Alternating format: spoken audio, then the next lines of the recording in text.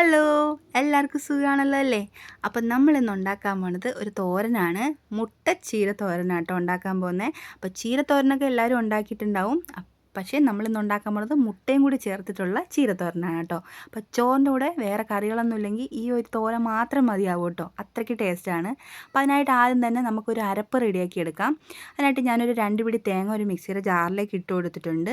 ഇനി അതിലേക്ക് 1/2 ടീസ്പൂൺ മഞ്ഞൾപ്പൊടിയും 1/2 ടീസ്പൂൺ ചെറിയ ജീരകവും കൂടി ഇട്ട് കൊടുക്കാം. പിന്നെ ഒരു 2-3 അല്ലി വെളുത്തുള്ളിയും 2 ചെറിയ ഉള്ളി, പിന്നെ നമുക്ക് എരിവിന് ആവശ്യമുള്ള പച്ചമുളക്. ഞാൻ നമ്മുടെ വീട്ടിലെ നമ്മളെ ഉണ്ടമുളകാണ് ചേർത്ത് കൊടുക്കുന്നത്. നിങ്ങൾക്ക് പച്ചമുളകോ കാന്താരി മുളകോ ഒക്കെ ചേർത്ത് കൊടുക്കാം. ഇനി നമുക്കിത് ജസ്റ്റ് ഒന്ന് ക്രഷ് ചെയ്തെടുത്താൽ മാത്രം മതി. അധികം അങ്ങ് അരച്ചെടുക്കേണ്ട. ജസ്റ്റ് ഒരു മിക്സിയിലിട്ട് ഒരു അടി അടിച്ചെടുത്താൽ മതി കേട്ടോ. ഒരു കറക്കി എടുക്കുമ്പോൾ ഇതുപോലെ ഒന്ന് ക്രഷായി കിട്ടും. അപ്പോൾ അതിൻ്റെ ആവശ്യമുള്ളൂ. ഇനി നമുക്ക് ചീരത്തോരൻ വെക്കാനുള്ള പാത്രം ഞാനിവിടെ ചൂടാക്കാൻ വെച്ചിട്ടുണ്ട്. അന്ന് ചൂടായി വന്നതിന് ശേഷം നമുക്കിതിലേക്ക് എണ്ണ ഒഴിച്ചു കൊടുക്കാം.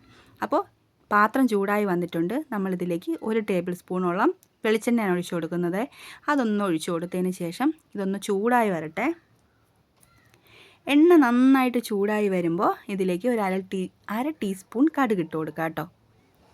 അപ്പോൾ പാത്രം നല്ല ചൂടായിരുന്നുകൊണ്ട് തന്നെ എണ്ണ ഒഴിച്ചപ്പോൾ എണ്ണ പെട്ടെന്ന് ചൂടായി. പെട്ടെന്ന് ചൂടായതുകൊണ്ട് തന്നെ കടുക് ഇട്ടപ്പോൾ തന്നെ പൊട്ടി തുടങ്ങിയിട്ടുണ്ട്. കണ്ടില്ലേ? അപ്പോൾ കടുക് നന്നായിട്ട് പൊട്ടിക്കഴിഞ്ഞതിന് ശേഷം നമുക്കിതിലേക്ക് വട്ടത്തിലരിഞ്ഞ് വെച്ചിരിക്കുന്ന ചെറിയ ഉള്ളി ഇട്ട് കൊടുക്കുക കേട്ടോ. അപ്പോൾ ഇതിൻ്റെ ഇടയിൽ ഒരു കാര്യം പറയട്ടെ. എൻ്റെ ചാനൽ ആദ്യമായിട്ടാണ് കാണുന്നതെങ്കിൽ ഇഷ്ടപ്പെടുകയാണെങ്കിൽ ലൈക്ക് ചെയ്യാനും സബ്സ്ക്രൈബ് ചെയ്യാനൊന്നും മറന്നു പോകരുത് കേട്ടോ. അപ്പോൾ നമ്മുടെ ചെറിയ ഉള്ളിയൊക്കെ നന്നായിട്ടൊന്ന് മൂത്ത് വന്നിട്ടുണ്ട്. ഈ സമയത്ത് നമുക്ക് എന്ത് ചെയ്യാം, 2-3 വറ്റൽ മുളക് മുറിച്ചതും കൂടി ഇട്ട് കൊടുക്കാം. അതും ഒന്ന് ജസ്റ്റ് ഒന്ന് ഇളക്കി കൊടുത്തതിന് ശേഷം ഇതിലേക്ക് കറിവേപ്പില ഇട്ട് കൊടുക്കാം. അപ്പം ഞാനിവിടെ 2 തണ്ട് കറിവേപ്പില ഇട്ട് കൊടുത്തിട്ടുണ്ട്. നിങ്ങൾ അത്ര ഇടണമെന്ന് ഞാൻ പറയില്ല കേട്ടോ. ഒരു തണ്ടായാലും നിങ്ങളിൽ എത്രയാണോ ഉള്ളത് അതിനനുസരിച്ച് ഇട്ട് കൊടുത്താൽ മതി കേട്ടോ. അപ്പോൾ അതൊന്ന് ഇളക്കി കൊടുത്തതിന് ശേഷം നമുക്ക് അരിഞ്ഞു വെച്ചിരിക്കുന്ന ചീര ഇട്ട് കൊടുക്കാം കേട്ടോ. അപ്പോൾ തോരൻ പല സ്ഥലത്തും പല രീതിയിൽ വെക്കുന്നതാണ് ഞാൻ കണ്ടിട്ടുള്ളത് കേട്ടോ. ഞാനിപ്പോൾ എന്താ പറയുക, നമ്മൾ തേങ്ങയൊക്കെ ഒന്ന് ക്രഷ് ചെയ്തെടുത്തു. ചിലർ തേങ്ങ ക്രഷ് ചെയ്യില്ല, അതുപോലെ തന്നെ ഇടും. പിന്നെ വെളുത്തുള്ളിയൊന്നും ചേർക്കില്ല, ജീരകം ചേർക്കാത്തവരുണ്ട്. അപ്പോൾ പലയിടത്തും പല രീതിയിലായിരിക്കുമല്ലേ വെക്കുന്നത്. ഞാനിങ്ങനെയാണ് കേട്ടോ വെക്കുന്നത്. നമ്മുടെ ഞാൻ എൻ്റെ അമ്മമ്മയൊക്കെ വെച്ച് കണ്ടത് ഈ ഒരു രീതിയാണ്. അപ്പോൾ ഞാനതങ്ങ് പിന്തുടരുന്നതേ ഉള്ളൂ കേട്ടോ. പക്ഷേ അടിപൊളി ടേസ്റ്റാണ്. ഓരോരുത്തർക്കും ഓരോന്നും ടേസ്റ്റ് ആയിരിക്കുമല്ലോ. അപ്പോൾ ഇതുപോലെ വെച്ച് നോക്കിയിട്ടില്ലാത്തവർ ഇതുപോലെ വെച്ച് നോക്കണം കേട്ടോ. അപ്പോൾ ഇതിൻ്റെ ഇടയിൽ ഞാനൊരു മീഡിയം സൈസുള്ള സവാളയും കൂടി ചേർത്ത് കൊടുത്തിട്ടുണ്ടായിരുന്നു. അപ്പോൾ ഈ കഥ പറയുമ്പോൾ ചില കാര്യങ്ങൾ മറന്നു പോകാൻ പാടില്ലല്ലോ. അപ്പോൾ നിങ്ങൾ കാണുമ്പോൾ അത് മറന്നു പോകരുത് കേട്ടോ. അപ്പോൾ മീഡിയം സൈസിലുള്ള സവാളയും കൂടി ചേർത്ത് ഇളക്കിയതിന് ശേഷം പാകത്തിനുള്ള ഉപ്പിട്ട് കൊടുത്തിട്ടുണ്ട്. ഇനി നമുക്കൊന്ന് നന്നായിട്ട് ഇളക്കി ഇത് വേവിച്ചെടുക്കാം. പിന്നെ വേറൊരു കാര്യം എന്ന് വെച്ചാൽ ഈ പച്ച ഇലകൾ നമുക്ക് ഈ ഇലക്കറിയൊക്കെ ഉള്ളതൊക്കെ വേവിക്കുന്ന സമയത്ത് അടച്ച് വെച്ച് വേവിക്കാതിരിക്കാൻ ശ്രമിക്കണം കേട്ടോ. അടച്ച് വെച്ച് വേവിക്കുമ്പോൾ ഇതിൽ കൂടുതൽ ഈർപ്പം ഇറങ്ങിയിട്ട് നമ്മൾ എന്താ പറയും, ഇല നന്നായിട്ട് അങ്ങ് കുഴഞ്ഞു പോവും. നമ്മൾ തോരൻ കുഴഞ്ഞു പോവും. അപ്പോൾ ഇപ്പം തന്നെ കണ്ടില്ലേ, നമ്മൾ അടച്ച് വെക്കാതെ തന്നെ വേവിക്കുമ്പോൾ ഇതുപോലെ വെള്ളം ഇറങ്ങുന്നുണ്ട്. അപ്പോൾ അടച്ച് വെക്കുമ്പോൾ കൂടുതൽ വെന്ത് കുഴഞ്ഞു പോവും. അതുകൊണ്ട് തന്നെ നമുക്കിതുപോലെ ഒന്ന് ഇടയ്ക്കിടയ്ക്ക് ഇളക്കി നമുക്ക് തുറന്ന് വെച്ച് തന്നെ ഒന്ന് വേവിച്ചെടുക്കാം കേട്ടോ. അപ്പോൾ നമ്മുടെ തോരനൊക്കെ നമ്മളെ ചീര നന്നായിട്ട് വെന്ത് വന്നിട്ടുണ്ട്. ഇനി വെന്ത് വന്ന ചീരയിലേക്ക് നമുക്ക് നേരത്തെ നമ്മൾ ക്രഷ് ചെയ്ത് വെച്ചിരിക്കുന്ന നമ്മുടെ അരപ്പങ്ങ് ഇട്ട് കൊടുക്കാം. ഇനി അരപ്പും കൂടി ഇട്ടിട്ട് നമുക്ക് എന്ത് ചെയ്യാം, നന്നായിട്ടൊന്ന് ഇളക്കി കൊടുക്കാം. അതായത് നമ്മുടെ ഈ അരപ്പിൻ്റെ ആ ഒരു പച്ച കുത്തൊക്കെ ഒന്ന് മാറുന്നവരെ ഒന്ന് നന്നായിട്ട് ഇളക്കി കൊടുക്കാം. അപ്പോൾ ഇതൊന്ന് ഇളക്കി കൊടുത്ത് കഴിയുമ്പോൾ തന്നെ നമുക്ക് തോരൻ ഓൾറെഡി റെഡിയായി. അതായത് നമ്മുടെ ചീരത്തോരൻ റെഡിയായി കേട്ടോ. ഇത്രയേ ഉള്ളൂ ചീരത്തോരൻ വെക്കുന്നത്. പക്ഷേ നമുക്ക് ചീരത്തോരൻ അല്ലല്ലോ ഇപ്പോൾ നമ്മൾ വെക്കുന്നത്. ഇതിൻ്റെ കൂടെ നമ്മൾ എന്ത് ചേർക്കുന്നുണ്ട്, മുട്ട കൂടി ചേർക്കുന്നുണ്ട്. അപ്പോൾ അതുകൊണ്ട് തന്നെ മുട്ട ചീരത്തോരനാണല്ലോ. അപ്പം നമുക്ക് ഈ അരപ്പിൻ്റെ ഒരു പച്ച മണമൊക്കെ ഒന്ന് മാറി വരുന്ന സമയത്ത് നമുക്കിത് എന്ത് ചെയ്യാം, ഇതിൽ നമ്മളെ ഈ ചീരേനെ ഓരോ വശത്തായിട്ട് ഒന്ന് ചകഞ്ഞ് ഞാൻ ഒന്ന് ഒതുക്കി വെക്കുന്നുണ്ട്. എന്താണെന്ന് വെച്ച് കഴിഞ്ഞാൽ നമുക്ക് മുട്ടയ്ക്ക് കുറച്ച് സ്ഥലം കൊടുക്കണമല്ലോ, അതിന് വേണ്ടിയിട്ടാണ് കേട്ടോ.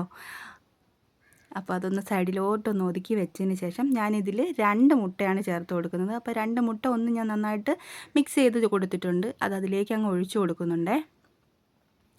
അപ്പം മുട്ട ഒഴിച്ചു കൊടുത്തതിന് ശേഷം ഞാനിതിലേക്ക് ഒരു നുള്ളു ഉപ്പും കൂടി ചേർത്ത് കൊടുക്കുന്നുണ്ട്. അപ്പോൾ നമ്മൾ ഓൾറെഡി ചീരയിൽ ഉപ്പ് ചേർത്തിട്ടുണ്ടായിരുന്നു. അപ്പോൾ അതിനനുസരിച്ച് വേണം മുട്ടയിൽ ഉപ്പ് ചേർക്കുക. ഒരു നുള്ളു ഉപ്പ് ചേർത്താൽ മതി. കാരണം ഇല്ലെങ്കിൽ ചിലപ്പോൾ കട്ട ഉപ്പായി പോകും കേട്ടോ. പിന്നെ ചീരത്തോരനും മുട്ടത്തോരനൊന്നും പറഞ്ഞിട്ട് കാര്യമില്ല, കഴിക്കാൻ പറ്റത്തില്ല.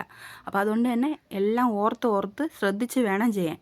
അപ്പോൾ നമ്മൾ ഓൾറെഡി ഉപ്പ് ചേർത്തിട്ടുള്ള സാധനമാണ് ചീരത്തോരനിൽ ചേർത്തിട്ടുണ്ട്. അതുകൊണ്ട് തന്നെ മുട്ട ചേർക്കുമ്പോൾ ഒരു നുള്ളു ഉപ്പ് ആ മുട്ടയ്ക്ക് വേണ്ടിയിട്ട് മാത്രം ചേർത്ത് കൊടുത്താൽ മതി കേട്ടോ. അപ്പോൾ എൻ്റെ സംസാരം നിങ്ങൾക്ക് ബോറടി ആയിട്ടൊന്നും തോന്നില്ലല്ലോ അല്ലേ?